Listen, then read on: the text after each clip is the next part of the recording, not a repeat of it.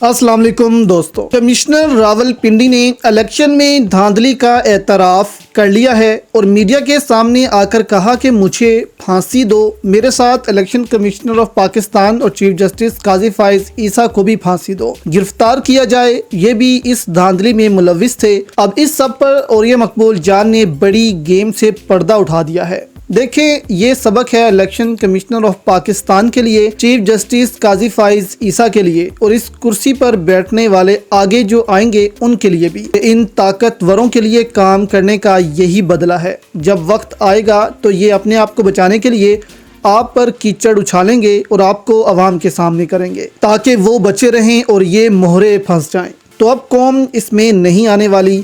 अब कमिश्नर रावलपिंडी आप देखें कि आर्मी जिनकी वीडियो सोशल मीडिया पर बहुत ज़्यादा वायरल हो रही हैं और आलमी इदारे सिर्फ इन्हीं पर इल्ज़ाम लगा रहे हैं इस धांधली का, उनको कमिश्नर रावलपिंडी ने कहा कि देखें, फ़ौज ने तो इलेक्शन सही करवाए थे, हम ही थे वो, हम ब्यूरोक्रेसी ही थी वो जो नवाज शरीफ के लिए काम करती रही, हमें गालियाँ दो, इनकी तरफ मत जाओ, हमें फांसी दो। आर्मी ने तो इलेक्शन सही करवा दिए थे, फॉर्म 45 ठीक निकले थे, बाद में गलतियां जो थी वो फॉर्म 47 में आई। अब इसमें औरिया मकबूल जान ने भी बहुत बड़े राज से पर्दा उठाया है। इस खबर पर औरिया मकबूल जान ने कहा कि माशाल्लाह वक्त आ गया है कि जुर्रतमंद और ईमानदार सिविल सर्विस के अफसरान इन पस पर्दा चेहरों से भी निकाब उतारें जो इन्हें धांधली पर मजबूर करते थे। ये खुफिया हाथ ही पाकिस्तान की इंतज़ामी, माशी, माशरती और इखलाकी तबाही के ज़िम्मेदार हैं। एक और ट्वीट में वो कहते हैं कि आमिर मीर कहता है कमिश्नर रावलपिंडी का ज़हनी तवाज़ुन ख़राब है। इस कौम ने इलेक्शनों में अब कौमी तराजू का तवाज़न दुरुस्त कर दिया है। अब तुम्हारे जैसे किरदारों के बदतरीन अंजाम के दिन आने वाले हैं। एक और ट्वीट में औरिया मकबूल जान ने कहा कि ये किसी की खाम ख्याली है कि इलेक्शन कालदम करवा कर 3 साल के लिए निगरान हुकूमत कायम कर सकती हैं।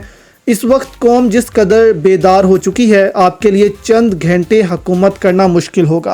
अब मंसूबे ये बन रहे हैं कि किसी तरह बस इलेक्शन मुलतवी करवाए जाएं कि देखें जी, इलेक्शन तो बहुत ख़राब हुए हैं, इनको कालदम करवा देते हैं हम, फिर इलेक्शन करवाएंगे दोबारा और बाद में इलेक्शन 3 साल तक मुलतवी कर दिए जाएँ और फिर ये निगरान सेटअप आकर इस मुल्क में बैठ जाए और हुकूमत करे। इसीलिए अभी सबको एहतजाज करना होगा और इस गेम को समझना होगा। ये ना हो कि अभी अवाम खुश हो रही है, PTI खुश हो रही है और आगे चलकर पता लगे कि ये मंसूबे हमारे खिलाफ ही इस्तेमाल हों।